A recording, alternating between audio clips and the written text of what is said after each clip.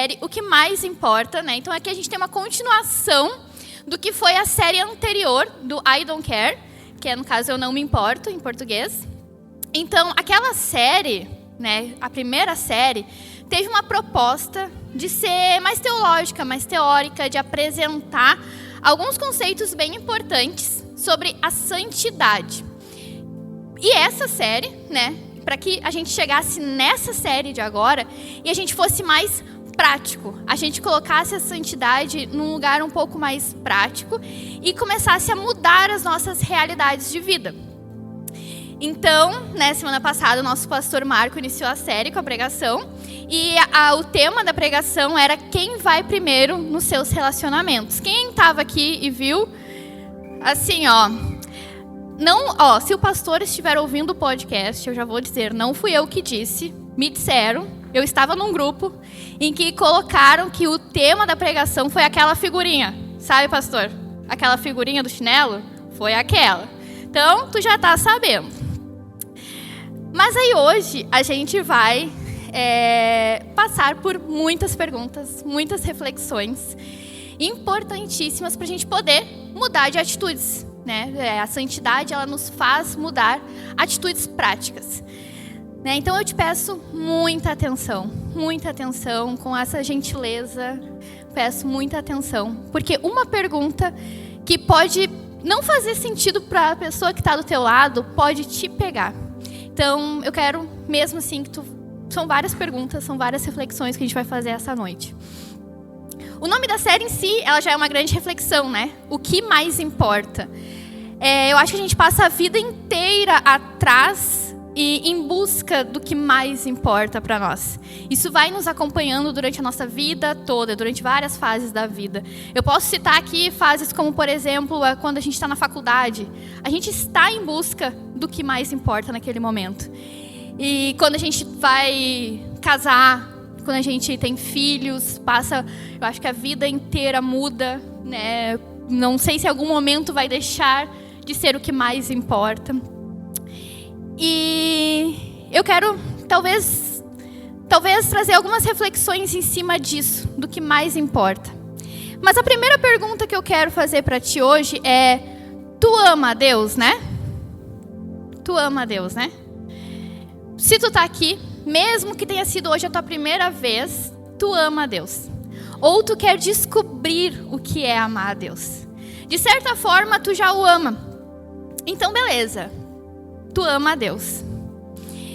Jesus, uma vez, ele foi questionado qual era o maior mandamento. E ele respondeu: ame o Senhor, o seu Deus, de todo o teu coração, de toda a tua alma e de todo o teu entendimento. Este é o primeiro e maior mandamento. Está em Mateus 22, versículo 37 e 38. Como a gente faz para amar a Deus de todo o nosso coração, de toda a nossa alma, de todo o nosso entendimento, se nesse lugar há tantas coisas ocupando? Vou dar um exemplo. Quando acabar esse culto aqui agora, e tu for para tua casa, e se você for ficar sozinho por um instante, no que tu vai pensar? Qual a primeira coisa que normalmente vem à tua mente? Quando tu acorda, e tem gente que já acorda a milhão, e tem gente que acorda processando, né? E o sistema aqui, tá começando a processar. Quais os primeiros pensamentos vêm à tua mente? E se você tem insônia e não consegue dormir, e o que está ocupando a tua mente? Ou melhor, o que está te tirando o sono? O que está na tua lista de infinitas coisas para fazer e comprar que te traz preocupação e anseios, e inclusive falta de contentamento? Quem são as pessoas que tu olha e pensa: eu não consigo viver sem essa pessoa. Se essa pessoa morrer, eu morro junto. Ou então, só vou sossegar o meu coração quando a minha carreira estiver em tal lugar, quando eu tiver tal salário, e por aí vai. E se até agora nenhuma dessas perguntas te pegou, tu tem resposta, né? Porque tu é muito crente, então, e se Deus tirar de mim o meu ministério? E se eu não servi-lo como eu projetei na minha mente, com a minha excelência? Com a minha excelência. Todas essas perguntas, elas revelam respostas de tudo o que está ocupando o lugar de Deus, que na verdade é um ídolo criado. Agora, a pergunta que vai nos acompanhar durante todos os minutos restantes é: ok, você ama a Deus, mas o que você ama mais que Deus? A verdade é que Deus quer ocupar um lugar bem específico na tua vida, na nossa vida. Ele quer ocupar o todo do teu coração, o todo da tua alma, o todo do teu entendimento. Ele quer ocupar os teus pensamentos, as tuas emoções, o propósito do teu agir. E tu precisa ser honesto. Tu precisa dar respostas para saber o que tu tá amando mais que Deus. Então, o que você ama mais que Deus? Pode ser uma pessoa, pode ser um relacionamento, pode ser um filho, pode ser a aprovação dos outros, o dinheiro, uma imagem de si que tu construiu, a carreira. Pode ser uma rede social, pode ser um vício, uma idealização de ti, de um filho, de um relacionamento, um desejo de casar, um desejo de ter filhos, um ministério ou um padrão. Quase tudo isso é legítimo. Amar as pessoas é um mandamento. Amar e cuidar com todo o zelo do mundo dos teus filhos faz parte de revelar a glória de Deus. Faz parte de desejar honrar a Deus por meio da minha carreira, servir o Senhor por meio de uma família, filhos, igreja. Mas quando tudo isso ocupa um lugar de reino na minha vida, é que eu preciso arrancar com força. Então o problema não está em si, em amar uma pessoa, em amar o filho, em se entregar, não tá. O problema tá isso estar ocupando toda a minha mente, todo o meu coração, toda a minha alma. E tudo isso te traz preocupações, te traz anseios que não deveriam ocupar o teu coração, a tua mente, a tua alma. Se o teu coração tá inclinado a uma idealização, essa eu acho que todo mundo vive. Se o teu coração está inclinado a uma idealização, isso pode ser uma idealização de ti. Eu gostaria de estar em tal lugar. Eu gostaria de ser tal pessoa. Pode ser uma idealização de um relacionamento. Eu só vou casar quando o homem tiver XYZ e lá vai. Ou a mulher, né, tiver todas essas qualidades. Ou então eu casei, eu tenho um relacionamento e essa pessoa falhou comigo. Numa idealização que só tu criou na tua mente. A pessoa nunca teve o compromisso de ser aquilo que ela não era. Foi uma idealização que tu criou na tua mente.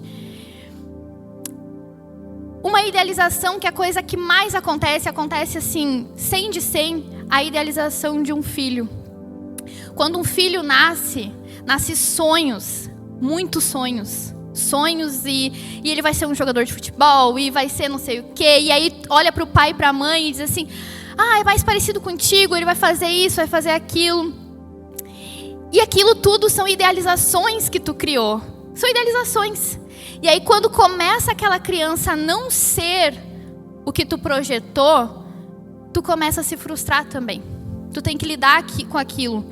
E pior, todos nós aqui fomos uma criança idealizada. Todos nós aqui fomos uma criança idealizada. Que muitas vezes nós temos que tratar isso hoje em terapia. Porque os nossos pais idealizaram alguém que nós não somos. Não é mesmo? Imagina então, tu está no teu lugar hoje como pai, idealizando alguém. Ou está no lugar de esposa, de marido, e está idealizando um relacionamento. Está idealizando. Não faz o menor sentido. Isso é uma idolatria. Eu preciso te dizer, isso é uma idolatria. Se o Senhor não está no devido lugar, se na tua mente está ocupando uma idealização, se no teu coração está ocupando uma idealização, isso é uma idolatria. Por quê? Porque falta gratidão ao Senhor. Falta gratidão ao Senhor de tu olhar para o teu filho e ele não está dando os primeiros passos com 12 meses. Ele está dando os primeiros passos depois. E tu olhar assim, ai Senhor, muito obrigado por esse filho. Muito obrigado, porque ela não é baterista. Desculpa quem é, não quis dizer isso, tá? Mas vamos dizer que eu idealizei que ela fosse baterista dela. Não é. Aí eu pego e digo assim, obrigada, Senhor. E por aí vai, né? Então tá faltando contentamento. Tá faltando colocar o Senhor no devido lugar. E tirar o que não é do Senhor. Se o teu coração então tá inclinado a às pessoas, tu vai viver frustração, tu vai viver anulação. Se o teu coração segue a diretriz do mundo de se coloque em primeiro lugar, tu é a protagonista da tua vida. Faça de tudo para ser feliz. Quem nunca ouviu, gente? Nós cristãos temos que viver uma vida completamente oposto. Porque senão a gente vai viver uma vida egoísta. A gente vai viver uma vida que espera a aprovação de alguém, que espera ser visto no centro das atenções, que espera sempre ser o melhor. Isso vai te gerar frustração, porque esse não é o lugar. O lugar é do Senhor. Se tu está sempre em busca de dinheiro, de mais dinheiro, tu nunca vai estar feliz, nunca vai estar contente com a provisão do Senhor. Provisão que Ele te deu para hoje. Dificilmente tu vai ficar feliz se tu receber muito dinheiro. Nunca vai ser suficiente. E a raiz vai ser sempre a fé no dinheiro. Se eu amo mais o meu ministério que aquele que eu sirvo, se eu amo mais a minha excelência do que para quem eu entrego tudo, então daí na verdade isso é muito sério e eu preciso dar muitos passos para trás. Bons passos para trás. E começar a delegar as coisas que eu faço para eu ter um encontro real e verdadeiro com o meu Senhor. Eu preciso disso, eu preciso amar o Senhor. Amar o Senhor antes de amar qualquer outra coisa que eu faça. E eu acho que eu nem preciso nem dizer, né, que se teu coração está inclinado para um vício, para uma rede social, que é muito... Eu posso estar falando rede social e vocês, bem capaz. Vamos então abrir lá no nosso aplicativo, lá, que todo mundo tem no seu celular, que aparece o tempo de uso. E vamos olhar quanto tempo de uso cada um aqui passa no celular, nos aplicativos. Faz uma varredura aí nos aplicativos e aí faz um comparativo pequeno. Será que tu passa esse mesmo tempo, sei lá, pensando nas coisas de Deus? Eu nem vou botar orando, tá? Vou falar assim, pensando nas coisas de Deus.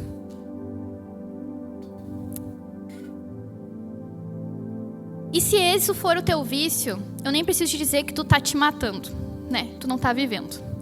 E porque Deus, Ele te fez de modo único e especial. Para te viver uma vida cheia dele. Cheia dele. Não cheia de dopamina barata. E aí pensa comigo, se eu nunca casar, se eu nunca tiver filho, se o aplicativo der pane, lá o cara lá resolver excluir tudo. E a minha vida na rede social. E se os filhos que eu tenho, Deus tirar de mim? E se a minha carreira não chegar nos lugares que eu desejo? E se a aprovação que eu espero das pessoas, ela nunca acontecer? E eu sei que pensar em tudo isso vai te gerar dor. Eu estou falando rápido, então talvez tu não está pensando na mesma proporção que eu pensei nessa palavra. Porque isso gera dor. É para gerar dor. É para gerar dor tu pensar numa vida que tu idealizou, que tu gostaria de ter, que tu pensou nela, eu gostaria. E eu nunca vou ter essa vida. É para te gerar dor. E tá tudo bem sentir essa dor, porque é aqui que a gente percebe onde o nosso coração está, onde ele está. E é aí que a gente percebe onde o Senhor deveria estar. Porque aí, se eu nunca tiver, glória a Deus, porque o Senhor continua sendo o Senhor. Eu continuo amando Ele, eu continuo servindo Ele, eu continuo vivendo a minha vida para Ele. Ele continua sendo o meu Senhor. Quem aqui conhece a Ellen Rosevere? Alguém conhece a Ellen Rosevere? Ela ficou um pouco famosa agora nos últimos meses, eu acho, em um nicho específico da internet que eu consumo. Tá? Eu descobri, né, que ela foi uma médica missionária enviada pelo Congo. Ela ficou conhecida pelas suas palestras e livros sobre sacrifício, obediência e suficiência de Cristo. A vida dela é a frase. Ela falava muito, e talvez tu conheça a frase por causa dela, que Jesus é suficiente.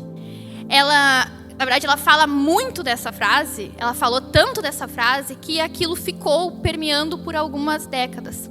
E ela faleceu agora em 2016, 10 anos atrás, com 91 anos. E ela aprendeu muito na vida missionária. O Cauê nem tinha nascido, né? Esqueci. Ela aprendeu muito na vida missionária e, no fim, ela deixou uma carta para outros missionários. Que hoje é uma carta que todos os cristãos leem. E eu vou ler só um trechinho para vocês dessa carta, tá? Irmão e irmã, você não quer Jesus. Quer Jesus e mais alguma coisa. Quer Jesus e o respeito. Quer Jesus e a popularidade. Quer Jesus e a opinião pública. Quer Jesus e os aplausos. Quer Jesus, mas quer também ser o primeiro e o melhor. Você quer Jesus, mas também quer o sucesso. Você quer Jesus, mas também quer o orgulho. Você, missionário, deseja chegar ao fim do ministério com todas as trombetas tocando em um evento que você mesmo organizou para sua exaltação, com fotografias e áudios para olhar em casa apenas para lembrar do seu próprio sucesso. Você deseja se sentir respeitado e insubstituível. Deseja que outros missionários fiquem preocupados sobre como irão continuar sem você. E você deseja cartas quando chegar em casa dizendo quanto eles são gratos e devem a você, e sem você eles não conseguiriam. Sim, você não quer Jesus. Você quer Jesus e mais alguma coisa. Não, você não pode ter isso. Ou você deseja só Jesus, ou você perceberá que não o tem. Forte, né? E a gente acaba se identificando também. Pelo menos nem que seja uma frase. E percebam, ela escreveu isso há muito tempo. Como isso é uma problemática da vida cristã. Não é uma experiência individual. Então, o que eu amo mais que Deus?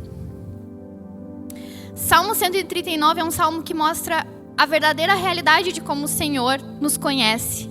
E a verdade é, nós não temos como fugir dele.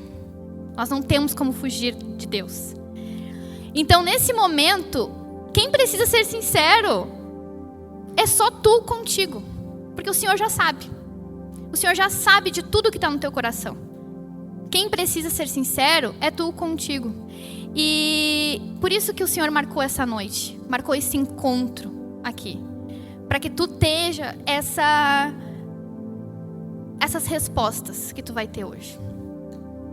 Então faça um recorte, de fato, de como é a tua rotina, na prática. Quando tu acorda, o que vem à tua mente? Como o celular entra aí na tua rotina? Os celulares têm uma, funcionalidade incrível, que eu falei, que é mostrar o tempo de cada aplicativo. Então, como é que o celular entra? Em que momento? Dá pra ver no aplicativo que horas tu começou a usar o celular.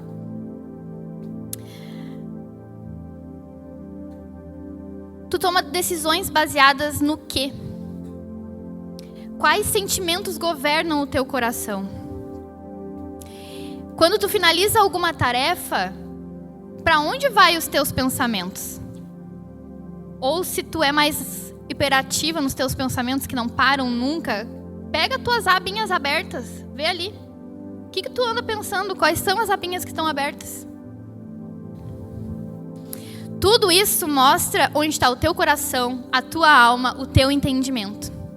E o que está preenchendo esse espaço que é de Deus. A gente precisa fazer um exame cuidadoso da forma como a gente pensa, como a gente fala, como a gente age, como a cada hora, cada dia, cada semana, cada ano, para que a gente conheça plenamente o quanto a gente tem amado o Senhor. E por que isso? De fato, seja um pouco analista mesmo. A gente vive um tempo de competição por atenção. A gente está cheio, nós estamos cheios. Mas cheios de quê? Cheios do quê? A gente vive uma vida cheia, agitada, preocupada, uma vida insatisfeita. Uma das características mais óbvias da nossa rotina é que a gente está constantemente atarefado. A gente não para nunca. A gente está o tempo inteiro fazendo alguma coisa, tem alguma coisa, tem que entregar, e tem que não sei o que, tem que fazer. É um sentimento horrível de que a gente está sempre atrasado, de que a gente está sempre se esquecendo de alguma coisa, de que a gente não está sendo produtivo. Estar ocupado virou um status. Eu estou ocupada. Então a gente está sempre ocupado e preocupado. Ocupado e preocupado.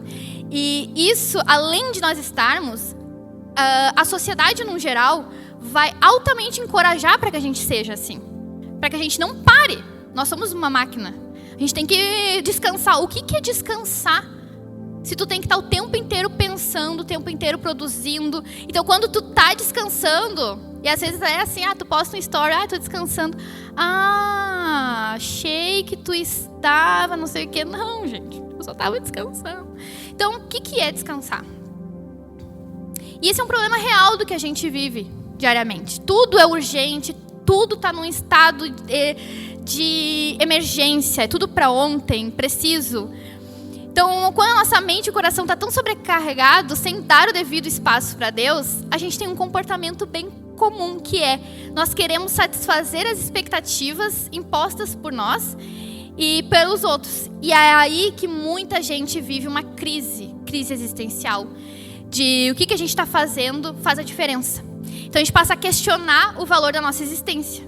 Quem aqui nunca se questionou por que eu estou aqui? Né? Se está valendo a pena mesmo. Tem tanta coisa atrasada. E a gente passa a questionar. E a verdade é que o ponto principal de tudo isso é que nós colocamos várias coisas no lugar que é de Deus. Tem muita coisa ocupando a tua mente. A tua mente é do Senhor. Tu não para pensar nas coisas do alto. Tu não para pensar em Deus. É difícil fazer isso. Tu não para contemplar o Senhor. Tu não para tirar do teu coração o que não é do Senhor e colocar o Senhor ali. A gente não está dando espaço para o Senhor. E a resposta de Jesus para isso, para a nossa vida cheia de preocupações, ela é bem diferente. Ele pede que a gente substitua todo o nosso ponto de gravidade, que a gente coloque o centro da nossa atenção nele, que a gente mude as nossas prioridades. Jesus quer que a gente deixe buscai, pois, em primeiro o seu reino, e todas as outras coisas vos serão acrescentadas. Mas mais importante é onde está o teu coração. Buscar o reino de Deus, aqui eu coloquei esse versículo, ele não está solto. Ele está mostrando que tem muitas outras coisas que tu está buscando como reino. Tem muitas outras coisas que estão no lugar do reino de Deus. E quando a gente se aprofunda nos evangelhos, quando a gente se aprofunda na vida de Jesus, a gente se depara com ele sempre querendo fazer a vontade do Pai. Nada nos evangelhos é tão marcante como a obediência resoluta de Jesus ao Pai.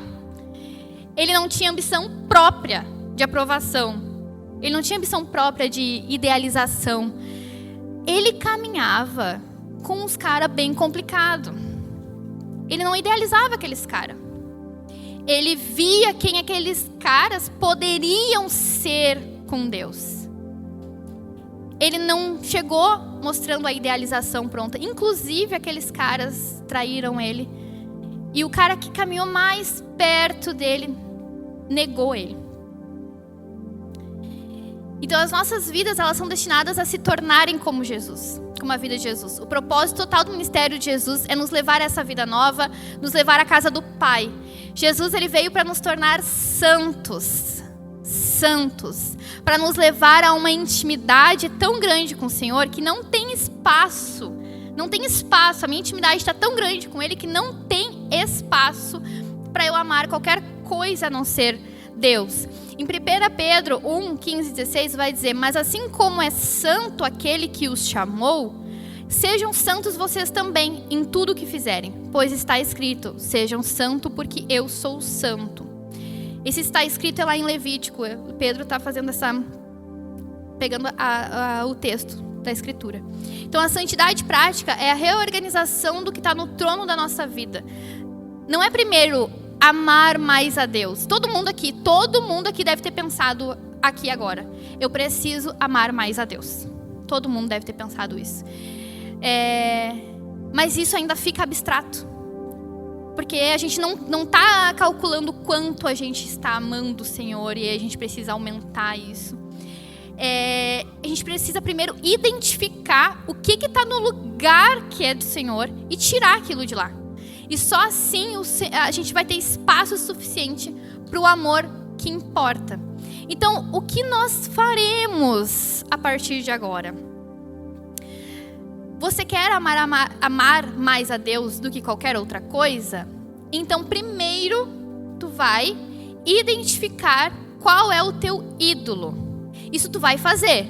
Isso aqui são coisas práticas. Vocês se lembram que a gente falou lá no início da pregação, que essa pregação é uma pregação prática, então tu vai fazer. Qual é a primeira coisa que fazemos? Agora, primeira, vai identificar qual é o teu ídolo. Tu vai nomear ele. Eu dei inúmeros exemplos aqui. Eu dei vários exemplos, vários. Só que só tu sabe o teu. O que talvez não tenha sido nenhum desses exemplos, talvez tenha sido outra coisa, ou talvez esteja aqui no exemplo. E tu vai nomear isso. Nomear. Tu vai colocar um nome, tu vai falar para ti. Não é agora, tá? Tu vai falar para ti esse nome. Segundo, a gente precisa retirar esse ídolo daí o mais rápido possível. Como? Com ajustes na nossa rotina. Então, primeiro tu vai nomear, segundo tu vai retirar, tu vai arrancar o mais rápido possível com ajustes na tua rotina.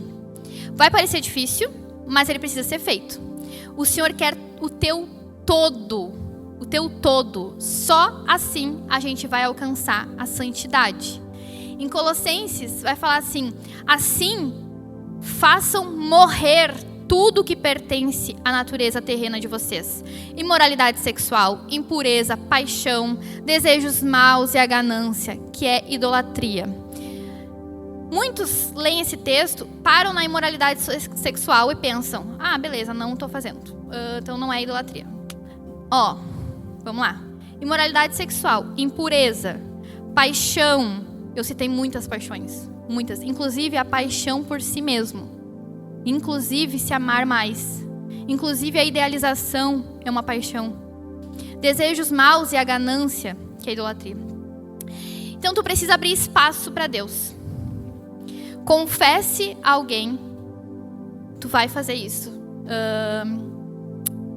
Isso é altamente recomendado. Confesse a alguém o que é o teu ídolo e retire ele do lugar. Todo mundo praticamente aqui tem o YouLink. Quem não tem o link, eu recomendo que tenha. No YouLink é muito especial, tu pode fazer essa confissão. Não precisa ser no YouLink que tem talvez muitas pessoas. Tu pode confessar para alguém, para uma pessoa, chegar no teu amigo e dizer: eu preciso confessar a minha idolatria. Eu preciso te dizer que no lugar de Deus tá aquela rede social, que no lugar de Deus tá o meu filho. Eu amo mais o meu filho do que eu amo a Deus. Eu amo mais o meu marido do que eu amo a Deus. Me ajuda? Comece o seu dia pensando em Deus. Primeira coisa, começou o dia, começa pensando no Senhor, pensando em Deus, dando bom dia pro Senhor, começa o dia orando. E sempre que tu tiver o ímpeto de pegar o celular para abrir uma rede social, abra a tua Bíblia, aplicativo da Bíblia, e escute o Senhor. Escute o Senhor. E o que vai te mostrar? Uma das coisas mais especiais que a gente tem, que vai te mostrar se tu tá amando o Senhor ou não, é a palavra de Deus. A palavra de Deus, ela vai te colocar nos eixos. Essa é a coisa. Ela vai te colocar no lugar que tem que ser colocado. Então, a palavra de Deus, quanto mais a gente está alimentado pela palavra de Deus, ela vai te mostrar se tu ama mais o Senhor ou não. Então, isso é inegociável, precisa existir. E começa isso, esses pequenos ajustes, são pequenos ajustes, né? Eu não falei nada estrondoso, é pequenos ajustes que tu vai poder fazer durante a tua semana. Confessar para alguém, começar o teu dia pensando em Deus, tira as preocupações, se tu, literalmente, tá? Se tu morrer amanhã, de que valeu? De que valeu? Agora, se tu pensar em Deus, a tua vida inteira vai ser restaurada. Se tu pensar em Deus, a tua família inteira vai ter um testemunho vivo. Se tu pensar em Deus, se tu tiver um amor por Deus tão grande, todas as outras coisas não vão trazer esse peso tão grande. Essas perguntas, elas vão ficar constantemente no teu coração. Vai ser a vida inteira tu vai ter essas perguntas. E eu encorajo vocês a fazerem elas. E se aquilo que eu amo me for retirado, como eu vou reagir? Ter somente o Senhor é realmente suficiente? Então faça essas perguntas. Eu encorajo vocês muito. E a última frase para ficar com vocês é: amar a Deus mais que tudo gera contentamento. Eu não preciso de mais nada.